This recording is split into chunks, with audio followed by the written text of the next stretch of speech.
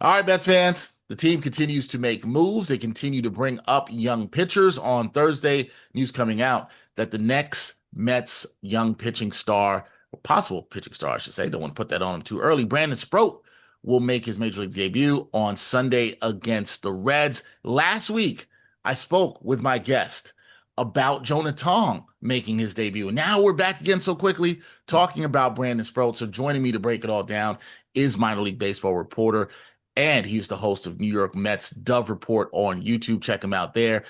It is Ernest Dove, and he's going to join me to talk about what all this means for Brandon Sproat and, of course, the Mets moving forward. Ernest, what's going on, man? How you doing? I feel like we were celebrating Christmas on your last show, and now I'm at it again, baby. Three times the charm with Yeah, man. another top prospect, one of my beloved prospects. They didn't even want to wait any longer. Maybe they just felt, let's do it for Ern. That you listen, you know what? If we want to rock with that and say they wanted to do it for Earn, I'm rocking with that. I'm cool with that. Listen, I'm a little bit shocked by this, and I think this will lead me to where I want to start because Ernest, what do you think, or at least what have you heard about this? You, somebody who's around and talking to people around the minor leagues and around these players, but what are you hearing as the primary reasons as to why the Mets decided to promote Brandon Sproat right now, especially in the middle of a playoff push? Why right now to bring Brandon Sproat up? I mean, there was a lot going on a few months ago with Brandon Sproat, so he was still kind of working out the tweaks. I've been reporting all spring and during the year about pretty much the entire farm system has been changed up and down with Stearns coming in, and includes changing arsenals, including changing Brandon Sproat's arsenal. But when you see McLean, my shocker was Tom because obviously I even said on your show he was putting up basically the best numbers of any minor league pitcher at any level this entire season. But for him to go ahead of Sproat, it was like, what is Sproat doing wrong? But for now, what do we consider this? Is the organization thinking of this on a desperation level? Or are they also thinking, well, we brought up McLean, we brought up Tong. Guess what? They're both succeeding. Hey, you know what? Shout out Mets player development and shout out Hefner and the Met and the pitching coaches. Between that and the analytics, that comment a while back from McLean about well, I'll throw it because the good defense behind me. It looks like all the stuff is being set up. So why not go this one route? Maybe does it make sense? Yes, because what is Stearns doing anyway at this point with the bullpen? We know about the merry-go-round with that final 26th or now 27th man spot that they've been kind of using and abusing for months now. This move is a huge move to me. And again, I really don't see it as desperation. I think of it as, listen, we've struck gold twice in a row with top prospects. We're not talking about a waiver wire guy. We're not talking about a very solid 28-year-old guy who did really well in Korea or Japan, and now we're giving him a shot. I think they're just seeing the development that came in Brandon Sproat in the months of July and August that we can talk about a little bit later. When they saw this progress, you know what? While the iron is hot, they've already done it now twice. You have one of the hottest pitchers based off his last week. It's always about what have you done for me lately. Sproat puts up seven scoreless in his last outing. Maybe we're tempting fate. We can get into some of the stuff with his pitch command. Some of his stuff arsenal might be a little bit different than McLean and Tong, but let's rock with it because you know what? You got the defense, hopefully.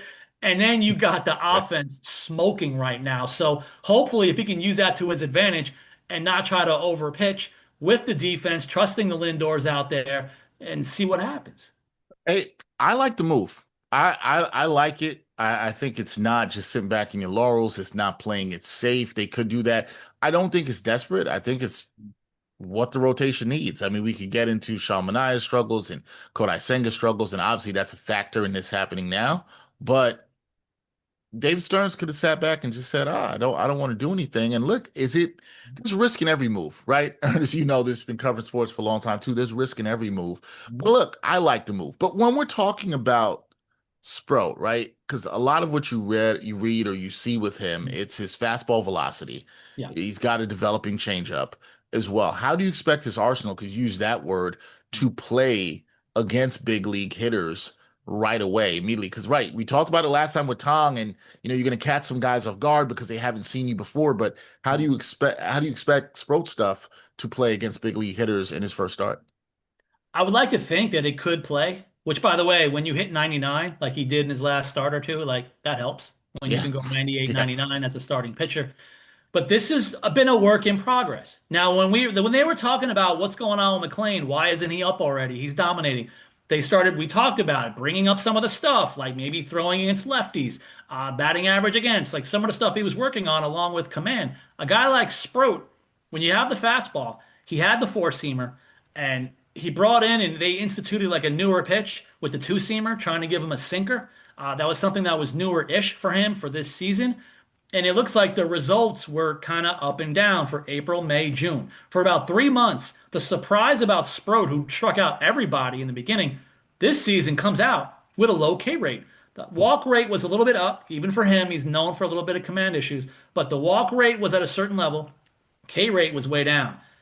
Maybe it's all about adjustments and player development because all of a sudden, by the end of June, heading into July, August, when July he had a sub one ERA in July, I believe, and then August he was dominating. Three of the five starts he made in August were quality starts. I think what's happening is from the first 3 months with those command issues with a low K rate, the last 2 months the velocity's gone back up. Now in baseball terms, not a huge jump, but we're talking 95-ish, maybe topping 96, April, May, June. Now he's hitting 96, 97. Now he's getting 98, 99, and maybe on the four-seamer. And maybe they're just liking the adjustments of the sinker to go with the secondary pitches. So obviously the number one question is going to be pitch command again with Brandon Sproat. Yeah, all going to Right be in it. about. Yeah, it's It going to be all about that. Yeah. he's gonna have to throw strikes like a McLean. He's gonna have to trust his Mhm. stuff because he throws harder than McLean. He throws harder than Tom, who by the way is throwing an amazing 97, which I've been happy for a lot. But now we're talking 98, 99 plus. Can he mix it in? What's the sinker gonna look like? And what else does he have? How's he gonna throw a changeup or sliders or how is it going to work against these? You see what happened with McLean, but McLean throws a wiffle ball. So he's got a little bit of different sweep or more of a hard slider perhaps for Brandon Sproat. Let's see how that plays with the fastball and how he's going to work it. Yeah, I'm very intrigued to see how that plays out, how he works it, when he is confident to throw that change, when he throws the pitches, when he wants to rear back for his fastball, and how confident he is in those pitches now against big league hitters. That is going to be the thing. So we talked about this, right, Ernest? The Mets, they've now debuted Jonah Tong, Nolan McLean, flipped the order on that, right? But then Brandon Sproat coming in as the third guy in rapid succession. This has all happened really quickly when you think about it. How would you compare Sproat stuff to Tong and McLean? How do you compare the stuff? Because they're all each different kinds of pitchers, and this is what I think is going to excite not just the organization but the fan base as well. But how does Sproat stuff compare to the first two guys we've seen? Well, again, McLean's got the wiffle ball. Hmm. Tong's got the delivery and the deception that goes with it. He's got the 12-6 hook. Now the thing with Sproat is going to be more of the power arm. So what's he going to do with that power? Now we know, guys, even in Mets history, what is he going to look like? An amazing 98 to 100 fireballer, but is it going to be like a Noah Syndergaard where you worried about the location and the shape of the fastball? Or, how is it going to be? Because he's going to throw harder than both those guys. And we're going to have to worry again about the pitch command inning to inning. So how is he going to do it? But he's got some amazing stuff. I just think I would like to think the Mets organization felt at this point he's put it all together. We like the analytics behind it. He's adjusted for this two-seamer. I just think he could kind of keep up with the Joneses over here in this brand new super rotation. Yeah. Oh, I like that. I like the name. It's brand new, and then super rotation. Super rotation might catch on with the Mets fans, and it's new. Super rotation. Mets fans are hyped about these guys. Then now, to be fair, they need to pit super, right? Like we need to see that happen across all of these guys now being up. But I like that brand new super rotation for the Mets. So when you look at these three, right, Ernest, do you see them as complementary pieces with different strengths, or are they part of a new wave of similar power arms that the Mets are still just trying to build around? Do you think the strength is in their diversity, or just, hey, these are guys that can throw hard and we're going to try to build around these guys? Yeah, I mean they have, the different traits, but at the same time they do even the guys who are obviously pre-Stearns, but again, I told you in the show like they've been making a Mm, lot of adjustments to every pitcher in the organization. There's guys that are throwing completely different pitches. McLean was a reliever in college. Now he throws like a million pitches. Even Clay Holmes, the major leaguer, he comes in as a starter and he's got like five, six pitches from a two-pitch guy. So a lot of changes have been made, but you got to credit Stearns and the development for putting them in these positions because this is what's happening right now in baseball. These are Stearns guys, which could mm. maybe come with, like it is in the minor leagues, you got a lot of high K rate, high walk rate guys. Now, why? Probably because a lot of the metrics, analytics, spin rate. Everyone loves McLean's spin rate. That's what it's all about in today's baseball. So these look like Stearns guys, whether it's pre-Stearns or now with Stearns. The development staff, this is what they're creating from low A, from the Dominican Summer League. I'm seeing it at all the levels. These guys are throwing all kinds of pitches. They're working out multiple pitches, but even relievers are throwing multiple pitches no matter what. They want these guys working on multiple things. A lot of guys have been learning the two-seamer, including right-handers, even I think a left-handers. Guys are learning a lot of new pitches in the minor leagues this system. This is what the new organization has become with all of the resources and the lab.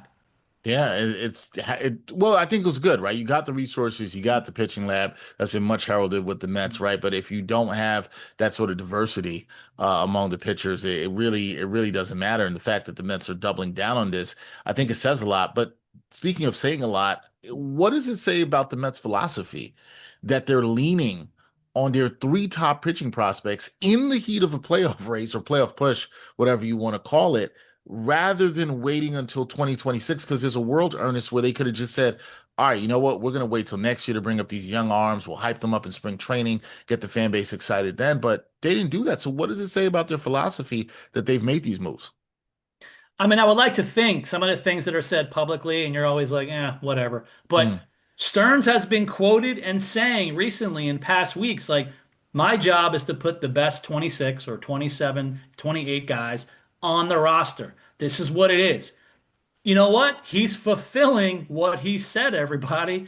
This is what's going on. Do they want to build up Abrazaban, which they kind of talked about when he first got demoted? Were they going to build up Hagenman, Waddell into six-inning guys? No. They said, you know what? We're going to go with the number one prospects in the organization, which, by the way, they're all pretty much ranked in MLB's top 100. Uh, I believe Sproat was going up and down of sorts, probably because of age and the slower start that he had.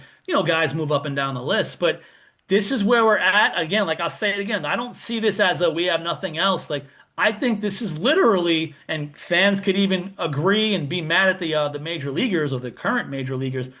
These guys belong in the major leagues, and they might be the best options amongst everyone on the current 40 men. That's just the reality.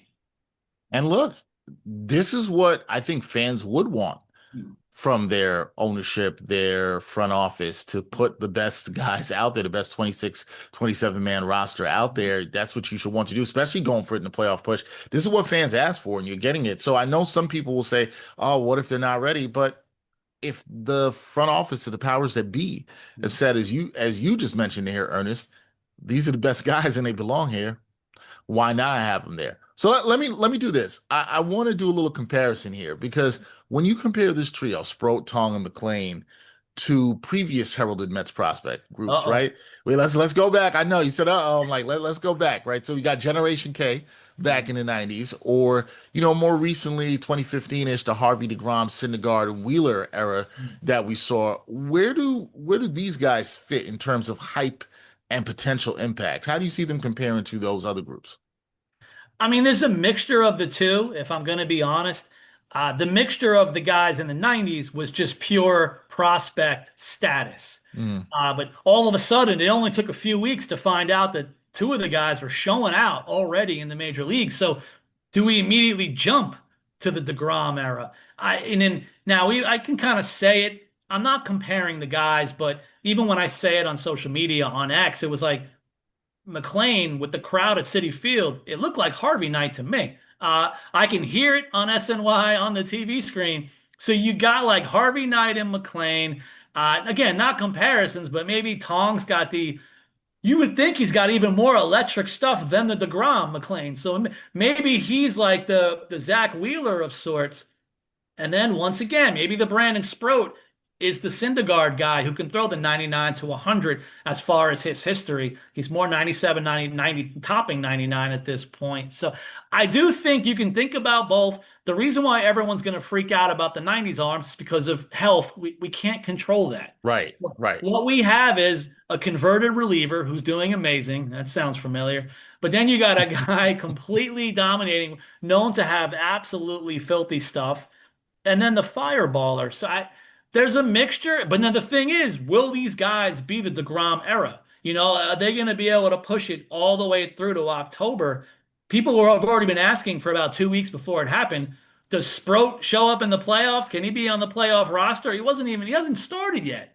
Right. I mean, you know what? And here we go again. I'm not going to mention names about possible major leaguers who might not make the cut for a playoff roster, but now he's going to get his shot, and it feels like a ridiculous amount of pressure. But you see, McLean's got the cowboy thing going on. Jonah Tong, who I've had on my show, he's like got he's extremely mature, motivated, and hardworking, but he looks like he's 12 and he's loving every minute. And now you're gonna have Sproat to the. I think Sproat's actually older than them too. Yeah, Maybe he's the most mature guy age-wise. maybe. We'll find out. We'll find out. We're going to see. It's going to be rather interesting. Now, in terms of finding out, right? There's going to be expectations, Ernest. So let's try to be fair here. What's a fair expectation for Sproat's debut on Sunday against Cincinnati, and also for the remainder of the season? What's a fair expectation for him? And should fans look at him as a potential difference maker right now, or more somebody who's up here getting some valuable experience in September in a playoff push? How should fans look at it, and what's realistic expectations or fair expectations for Sproat's debut and beyond? Well, McLean already exceeded my expectations for him, so now I don't know what to Understood. say. Tong pretty much was electric out rather than what a missed play or I think an error that screwed things up in one of his innings. Then they scored 20 runs, so that was kind of messing with his kind of routine. So for a guy like Brandon Sproat, again, now his last outing was 7 innings, but he's had three quality starts, which means he's gone 6 innings 3 times out of his five starts in August. He can go six. Hopefully, you'd like to think he can eat the innings. He can go six. Mm, During the six, or if it's going to be 5 to 6, it's all going to be about the walks. That's what you're going to be doing. What can you expect? I would like to expect a nice K rate because if they may not be seeing it coming, if he's hitting 98, 99, if he's mixing in the fastball, if the sinker is sinking, if he mixes in the right amount of stuff with Hefner and the lab doing their labbing thing, I think you could expect a pretty good strikeout percentage. He's going to get some swings and misses. But again, now, if they start timing the fastball, even at 99, what's going to happen with his off-speed stuff? He's got to make it work. right. When's he going to throw that? Is he going to go to it? Is he going to have the confidence to go through it? All that stuff. I guess the final thing for me, and I'll slightly vary the last question because we talked about expectations in his first start and a little bit beyond that. But for fans who might not have tracked his development as closely as someone like you has, what should they expect to see from Sproat in terms of style, the presence that he has, and then also like what do you think his overall ceiling is in terms of him being in a Mets uniform?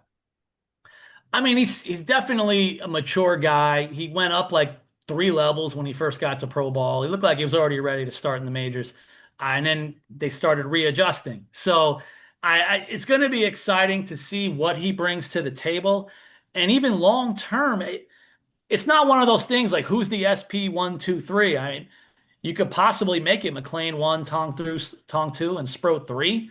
Mm, If I'm going to just throw out my version of a rankings that nobody asked for, but here I am labeling these guys 1, 2, and 3. I would like to think he's still amongst the core and the group. I guess I have to stick with it now, make him the third of the three. Maybe it's one of those Vientos, Beatty, Mauricio situations, but for the arms. So let me go ahead and pick him out. It doesn't mean I think he's not going to have as good of a career as those two, but even from Florida, from UF, we got to see how the command goes for 5 to 7 innings every fifth day with Sproat. hey. That's what it comes down to, right? When you make it to the bigs, we got to see how it goes. You also can't predict something you mentioned before. We talked about Generation K. You have Mhm. no idea how these things are going to go in terms of health, but you hope it goes well. But listen, I think what we can agree upon is that Mets fans should absolutely be excited. There are three young arms here. It has excited the fan base. It's going to be fun to talk about on my weekly show, Straight Out of Flushing. And we'll see how Brandon Sproat does on Sunday because we'll be talking a lot about it there. But everybody, check out minor league baseball reporter Ernest Dove. He came back to me 2 weeks in a row to talk about a Mets young pitcher. I think it's safe to say he will not be back next week unless the Mets decide to bring up somebody else. I don't know who that could be at this point when we reach mid-September. I have no idea. Everybody also check out the New York Mets Dove Report on YouTube. Check that out. Ernest, 2 weeks in a row. Maybe we'll make it 3 weeks in a row. Either way, at some point, I got to have you on Straight Out of Flushing. That's going to happen. We'll do that for the full show. We'll get you on there. But I appreciate you coming through and talking with me about Brandon Sproat, and we will do it again soon. We just don't know how soon. You never know, man. There's Carson Benj out there, and you got Dylan Ross, the fireballer, who can throw up to 102 with a splitter. If he shows up, I know you're going to come calling, and I'm going to be ready to talk. Hey, Ernest Dove, he stays ready. We'll be ready. Thank you, Ernest. Appreciate it, man.